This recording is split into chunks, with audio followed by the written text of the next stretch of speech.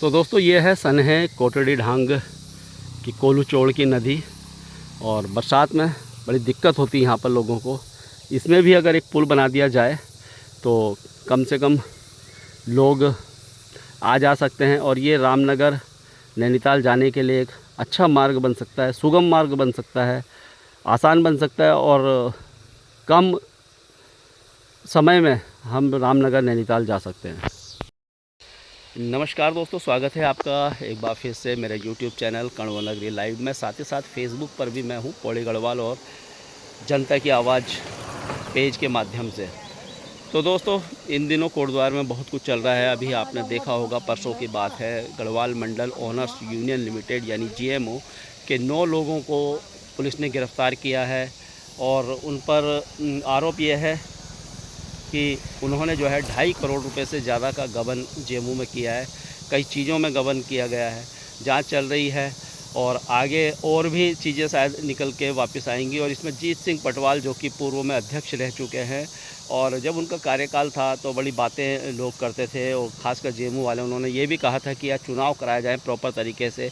बड़ी गहमा गहमी चली, आंदोलन चले और उसके बाद चुनाव भी हुए और चुनाव में नई कार्यकारिणी हुई और उसके बाद ये इस प्रकार की घटनाएं हैं।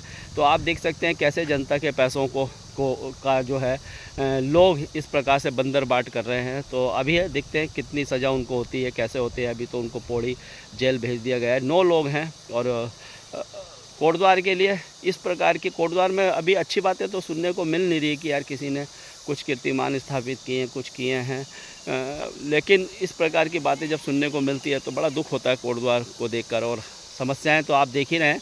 और दूसरी बात यह है कि केंद्रीय विद्यालय हमारे कोटद्वार में आ चुका है और अभी 1 से 5वीं तक की जो क्लासेस उसमें चलेंगी और 200 बच्चों को लिया जाएगा, हर क्लास में 40 बच्चों को लिया जाएगा। चलिए, something is better than nothing, कुछ तो हुआ है।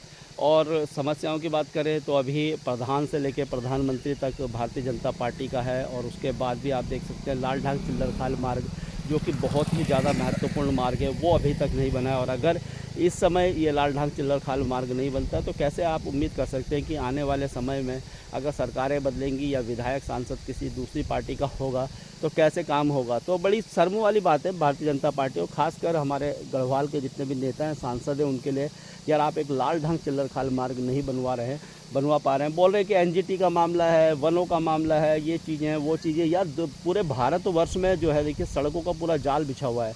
अभी मैंने देखा था मुंबई पुणे जो हाईवे है वो 1200 से 1400 किलोमीटर है। उसमें कह रहे कि कई वन क्षेत्र उसमें आ रहे हैं, कई 100 किलोमीटर वन क्षेत्र आ रहे हैं, कई उसमें राज्य आ रहे हैं। तो वहाँ पर जो है वहाँ पर भी सड़कें बन रही हैं और उसको देख रहे हैं कि वन क्षेत्र भी प्रभावित ना, क्या बोलते हैं, एलिवेटर रोड बन रही है। ऊपर से पुल है, नीचे से वन है। जैसे अब ये देखिए ये वाला क्षेत्र है। तो इस प्रकार से वो जो काम करने की जो इच्छा शक्ति है ना, वो हमारे नेताओं में नहीं है। वो जिस दिन हमारे नेताओं में आ जाएगी ना तो वो ज़रूर। और मुझे नहीं लगता कि यार ये कुछ करना चाहते हैं या सोच या इनके अंदर एक जज्बा है कि यार हमें कुछ करना है, कोटद्वार में रह के काम करना है।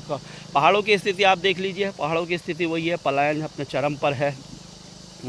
लगातार पलायन। अभी बारिश होने वाली है, बारिश का समय है और बारिश में लोग डर रहे हैं, गाँवों में लोग डर रहे हैं। आमसोड़ के पास जितने भी जमरगड्डी है, झवाड़ा गांव है और दूसरे गांव में सब लोग डर रहे हैं पिछली बार। और उनका कहना ये है कि हमें यहाँ से दूसरी जगह हमको पलायन कर दीजिए, दूसरे गाँव में शिफ्ट कर दीजिए। नहीं हो पा रहा है।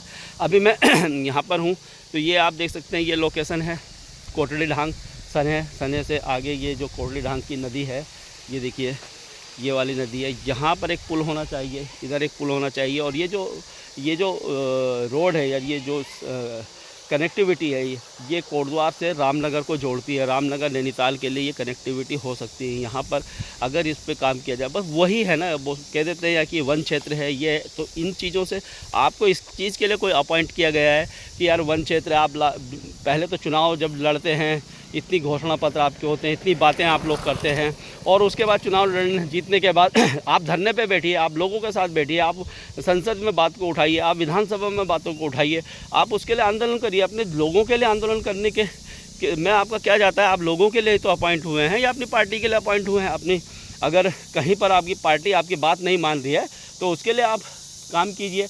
और ये पूरा लबालब हो जाता है, ये पूरा क्षेत्र है, देखिए ये पूरा है तो वो जो इच्छा शक्ति होती है ना काम करने की, वो हमारे नेताओं में नहीं है।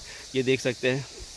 अभी मैं आपको बता दूं, अगर 5-6 विधायक की बात की जाए, आप चाहे वो कोटद्वार हो, लैंसडाउन हो, आपका चौबट्टा खाल है, यमकेश्वर है और पौड़ी है, श्रीनगर है, ये 6 विधानसभा में अगर बात की जाए तो इसमें कोई दो राय नहीं है कि यार दिलीप रावत जो लैंसडाउन से जो विधायक हैं वो खुलकर अपने मुद्दों को उठाते। अभी भी उन्होंने जो है, अभी मैं आपको बता दूं, कल की बात है, किसी लाइनमैन जो है करंट की चपेट में आ गया था, तो उन्होंने उस मुद्दे को उठाया कि बिजली विभाग या यूपीसीएल जो है उस प्रकार से उन चीज़ों को उपलब्ध नहीं करवा रहा है अपने कर्मचारियों को। कर्मचारी इसी प्रकार से जो है खतरे में अपनी ड्यूटी कर रहे हैं। तो एक वही विधायक है जो उन मुद्दों को उठाते हैं और फिर भारतीय जनता पार्टी के जो लोग हैं उन्हीं की करते हैं। अभी तक 3 बार से वो विधायक हैं, उसके बाद भी उनको मंत्री पद नहीं मिल रहा है। तो कम से कम उनको मंत्री पद मिलना चाहिए।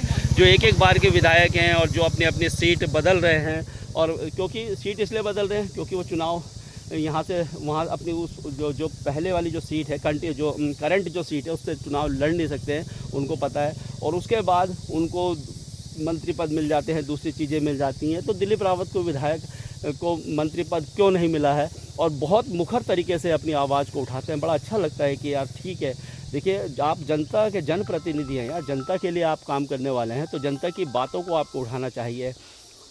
और अभी बात करें अगर कोटद्वार की,